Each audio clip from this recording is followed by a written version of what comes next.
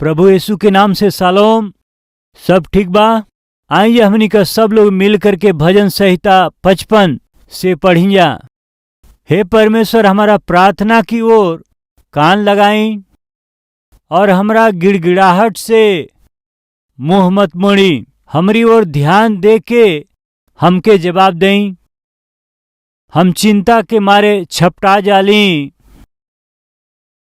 और व्याकुल रहिला, काहे कि शत्रु कोलाहल और दुष्ट उपद्रव करत हमें। वो हमारा पर दोष लगावेलन जा और क्रोध में आके हमके सतावेलन। हमार मन भीतर ही भीतर संकट में बाटे और मौत के भय हमरा में समा गईल बाटे। भय और कंपकंपी हमके पकड़ ले बा और भय के कारण हमार रोवा रोवा खड़ा भइल बाटे। तब हम कहली कि भला होइत कि हमार कबूतर जैसे पाँख होइत तो हम उड़ जैती और आराम पैती। देखी, फिर हम उड़त उड़त दूर के निकल जैती और जंगल में बसेरा लेती। हम प्रचंड आंधी के झोंका से बच के कोनो शरण स्थान में भाग जैती। 1 से लेके 5वीं आयत तक या 9वां पद तक हमनी का दाऊद के परिस्थिति देखेली। फिर 9 से लेके 15 आयत तक हम दाऊद के बैरी लोग के बारे में देखेली जा और 16 से लेके 22 पद तक हम देखल जाओ तो वहां दाऊद प्रभु परमेश्वर के बारे में बात करते हुए। यदि रवा ये तीनों विषय के लिखब तो काफी अच्छा होगी। सबसे पहले हम देखत हैं दाऊद के स्थिति के कुछ ठीक नहीं के हो का आज बाटे केहू यहाँ पर हमारा साथ कुछ ठीक नहीं खे हो। दाऊद के साथ भी कुछ ठीक नहीं खे हो।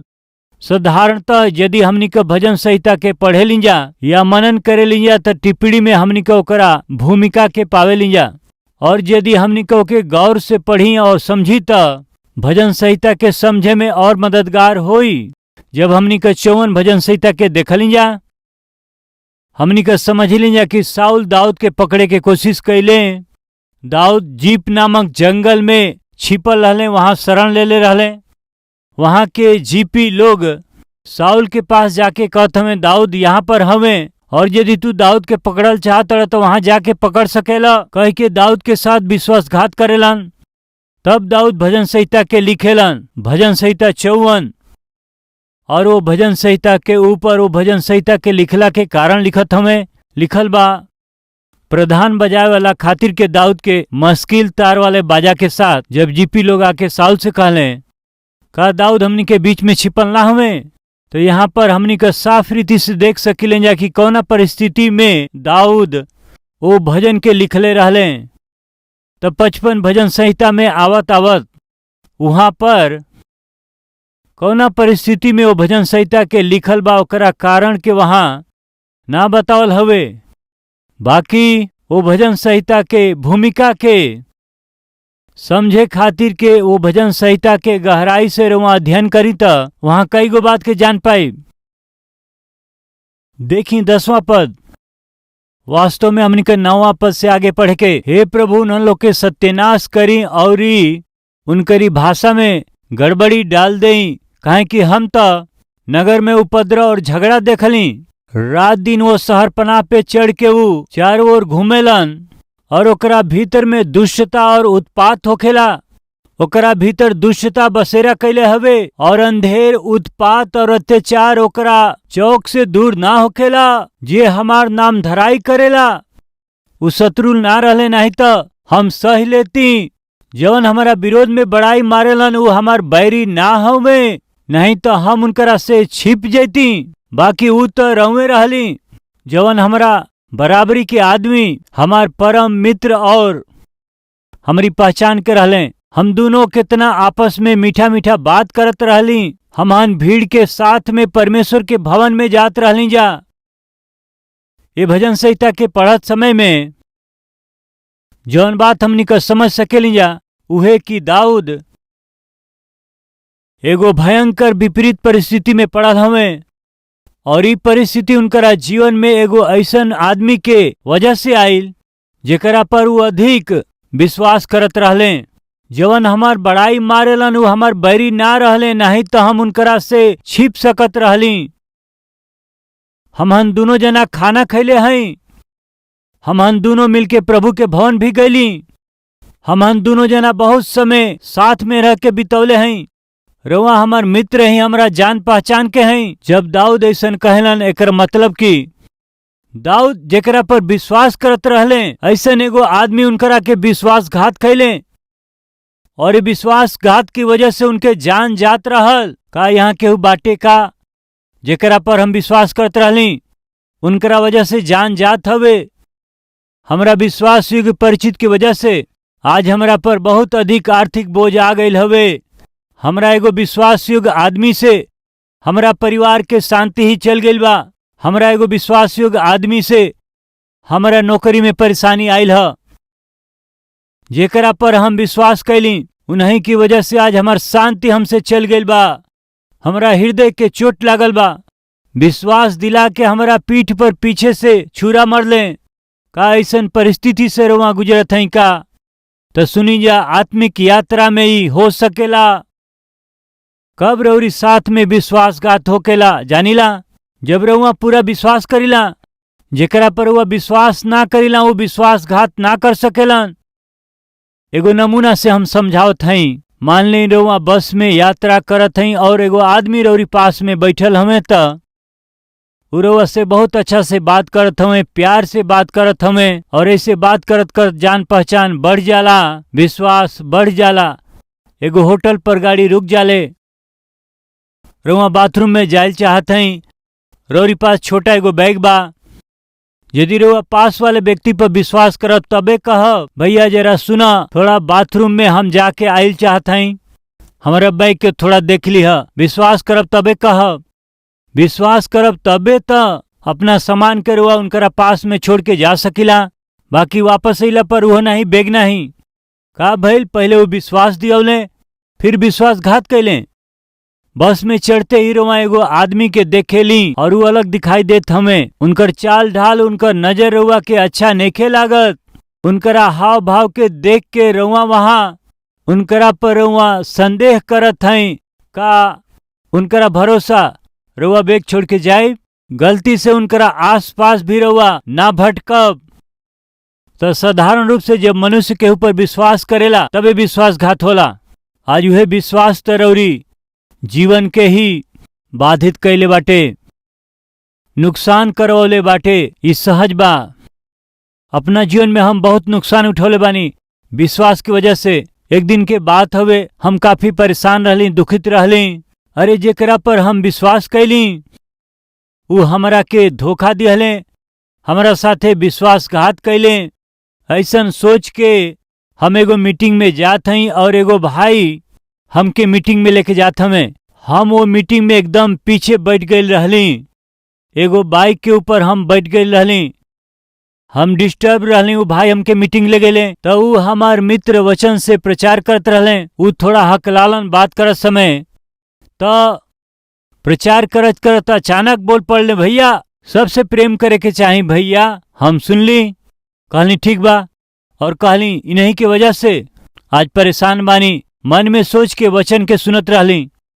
हकलात रहले ना हमार दोस्त, यही से वो धीरे धीरे बोलत रहले। तो थोड़ा देर के बाद अचानक फिर से एगो बात कहत हमें, भैया फिर से का भाई, केहू पर ना विश्वास करे के चाही। सुन के हम कहले कि फिर से बोली, केहू पर विश्वास मत करी भाई। ई हमरा के बहुत नया लागल। दूगो बात कहलन, पहला सबसे प्रेम करी, दूसरा केहू पर विश्वास मत करी। प्रिय भाई बहन, जोना बात के वही दिन हम सुनले रहली, वो बात तो हमरा जीवन में बहुत अधिक गहरा प्रभाव डलस। हमरा सोचला के तरीका के, प्रेम कैला के तरीका के बदल दिहलस।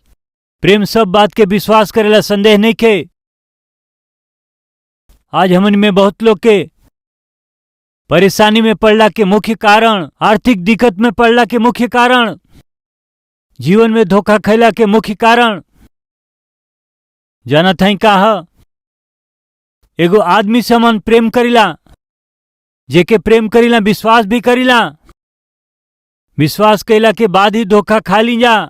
वही दिन हम एगो फैसला कैली, हम सबसे प्रेम करब, साथ ही साथ सब पर विश्वास भी करब। बाकी समझी कई बार जब हताश होली जा, अगर जेकरा पर हमनी के प्रेम करीला हमनी के साथ में वो समय होखेलन, तब उनकर सहारा हमनी के ले ली जा, ठीका ले ली जा।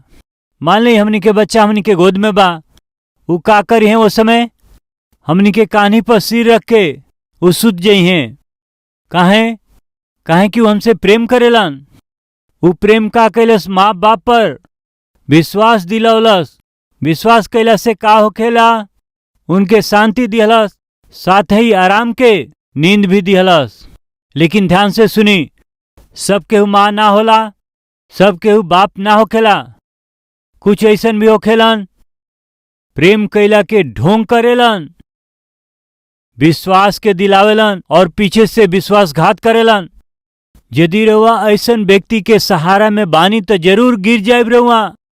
यही खातिर से अपना अनुभव से सलाह दिहल चाहत हई, यदि रहुआ केहू से प्रेम करीला या विश्वास करीला तो सहज बा रहुआ उनकर सहारा ले। बाकी इतना भी रहुआ आश्रित मत हो जाए कि यदि वो कहीं रहुआ के धोखा देख के चल गईले तो रहुआ नीचे मत गिरी।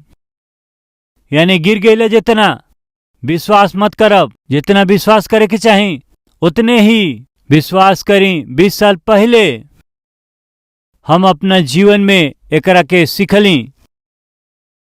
दाऊद के स्थिति आज बिल्कुल ठीक ना हो। काहे ठीक ना होवे? काहे कि जौना लोगन पर वो विश्वास कैले वो उनकरा के धोखा दिले। परिस्थिति बदल गई बाटे।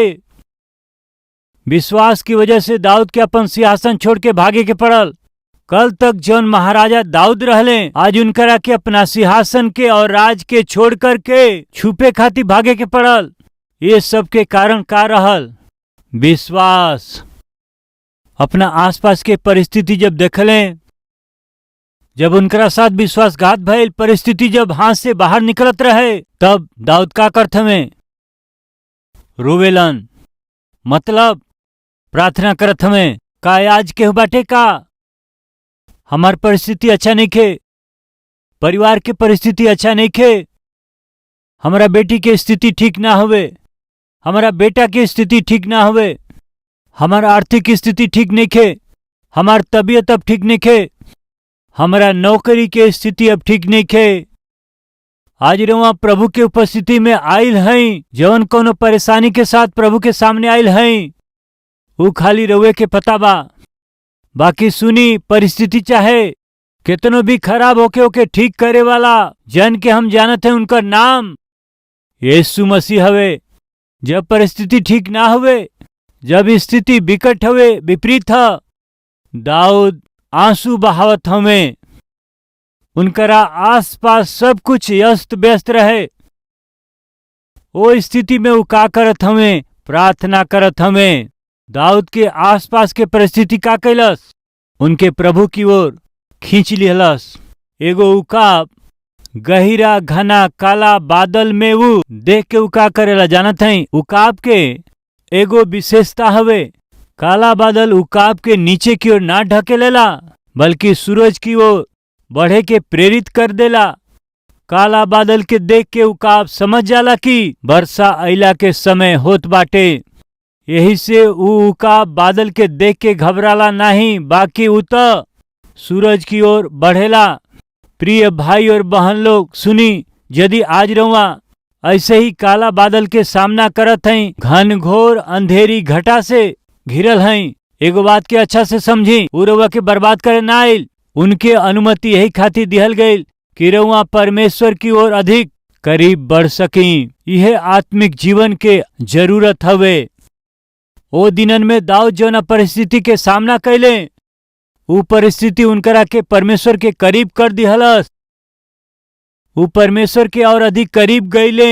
सांझ के, सवेरे और दोपहर। वचन में देखी 55 भजन संहिता 17वां पद, सांझ के, भोर के, दोपहर के हम कराहत रहब और दोहाई देब। कितना बेर? 3 बार। कैसे शुरुआत भइल? सांझ के, सवेरे और दोपहर। थोड़ा अलग हवे। कैसे होके के चाही? सवेरे, दोपहर के और रात के। यहाँ कोनो गलती होकल होखी शायद अनुवाद में ही। का ऐसा सोचत हैं? बिल्कुल नहीं। यहूदी लोग के दिन के शुरुआत शाम से होखेला, हमनी के दिन के शुरुआत सवेरे से होखेला। शाम के 6 बजे से दूसरा दिन शाम के 6 बजे तक उनकरा खातिर एक दिन होई। हमनी के दिन रात के 12 बजे से अगला दिन रात के 12 बजे तक होखेला। शाम के 6 बजे ला का मतलब उनके दिन के शुरुआत। दाऊद कहलन सांझ के, यानी उनका दिन के शुरुआत से ही प्रभु से करब। अपना दिन के शुरुआत प्रार्थना से ही करब। यही से वो सांझ के कहलन, दिन के शुरुआत प्रार्थना से ही करेलन। भोर के वो प्रार्थना करेलन, दोपहर के वो प्रार्थना करेलन। काहे वो इतना प्रार्थना करत में यदि पूछल जाओ तो? परिस्थिति तो दाऊद के पूरा तरह से प्रभु पर निर्भर रहे खातिर, परमेश्वर पर आसरा खातिर ढकेल दिलस। काहे कि अब दाऊद ऐसा स्थिति में ना रहले जहाँ वो अपना समझ से और अपना ताकत से अपना आप के बचा सकें। भाई और बहन लोग ध्यान से सुनी जा।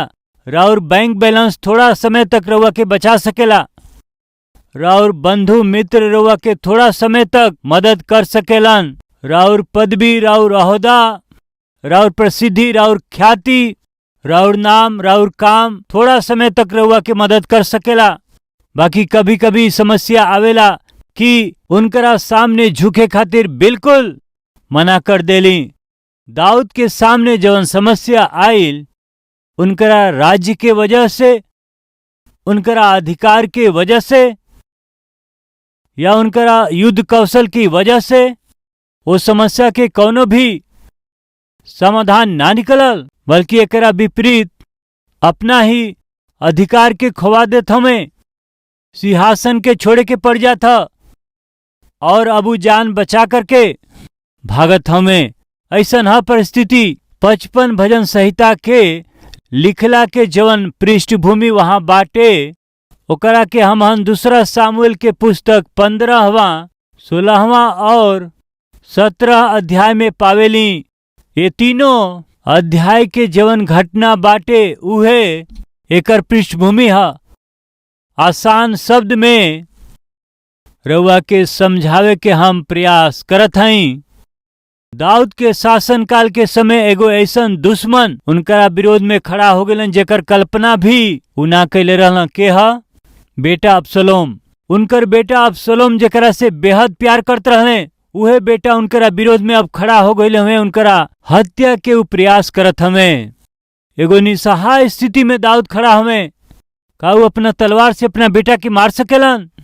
ना कर सकेलन। चली खुद ना कर सकेलन, बाकी अपना दूसरा सेनापति के या कोनो और व्यक्ति के भेज के हम तो ना मार सकेला, जा तू मार द और हमके बचावा। का वो ऐसा कह सकेलन? ना कह सकेलन।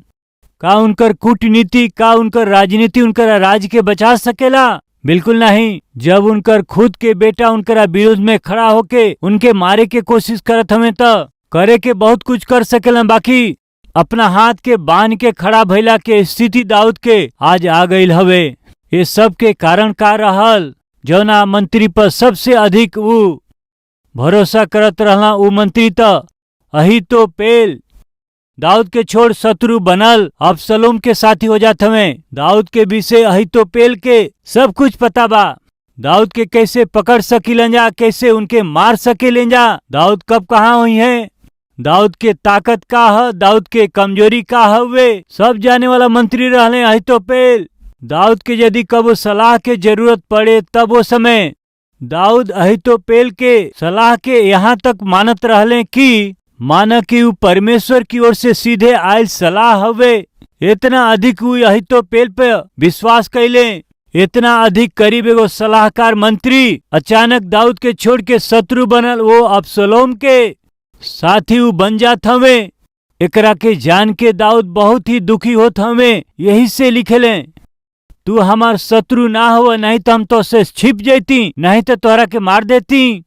तो फिर तू के हव? लिखेलन उ काम करे वाला, तू हमार परम मित्र हव। जीवन हमार नाम धराई करेलन वो हमार दुश्मन ना हवन, नहीं तो उनके हम सह लेती। जीवन हमारा विरोध बड़ाई मारेलन वो हमार बैरी ना रहले, नहीं तो हम तो उनसे छिप जेती। यहाँ दाऊद अबसलोम के बात करत हमें, बाकी वो तो तू ही रहला हमारा बराबरी के मनुष्य। यहाँ दाऊद अहीतोपेल के बात करत हमें, हमार परम मित्र हमारा पहचान के रहले, हमारा साथ वाले रहले, हमारा परिचित रहले।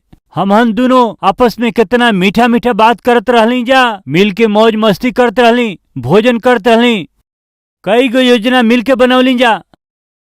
तू तो हमार परिचित रहला। लिखत हमें, हमहन भीड़ के साथ में परमेश्वर के भवन में जात रहली जा। देखत हई दाऊद कैसन परिस्थिति में हमें, तो अपना ये परिस्थिति खातिर दाऊद यहाँ का करत हमें, अपना वेदना के प्रकट कैले, परमेश्वर के सामने जाके अपना वेदना के प्रभु के सामने वो व्यक्त करत हमें। आज परिस्थिति ठीक नहीं के कहे वाला भाई या बहन, जेकरा पर रउआ विश्वास कैली उहे रउआ पर विश्वासघात कैले, जेकरा के रउआ आपन कहली उहे लोग हमारा पीठ पे छुरा मरले। यदि आज रउआ ऐसा कहत हई तो रउआ के का करे के ह जानत हई, रउआ के प्रभु के पास आके प्रार्थना करे के ह।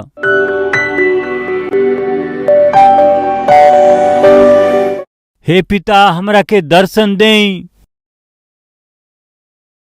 अपना बच्चन के व्याकुलता पर ध्यान करी प्रभु, उनकरा दिल के गहराई के दर्द के रउआ जानीला प्रभु, हमनी के अंदर के डर के और भय के रउआ दूर कर दें पिता। अपना संतान के प्रार्थना के सुन के उनकरा के स्वर्ग से जवाब दें पिता। हमहन के प्रार्थना के जवाब में आश्चर्य कर्म के करे वाला रउआ परमेश्वर हई। के यहाँ कौना समस्या से होकर के आइल बाटे, कौना बीमारी में वो होकर के आइल हवन, सब कुछ जाने वाला परमेश्वर हई रउआ। अपना बच्चन के दृढ़ करी, अपना बच्चन के नया बल देई, उनके अच्छा स्वास्थ्य देई, अपना सामर्थ से भर दें पिता। अपना महान कृपा के उनकरा के दिखा देई। नौकरी के हर समस्या के रउआ दूर करी, परिवार के हर तकलीफ के रउआ दूर करी, पति पत्नी के बीच में बच्चन के साथ में जौन परेशानियों के सबके दूर करी, उनकरा वेदना के दूर करके आप महिमा लें। प्राण आत्मा शरीर में जवन उनकरा वेदना बा प्रभु यीशु के नाम से उनके दूर करी। ये प्रार्थना यीशु के नाम से सुनी और कबूल करी, आमीन।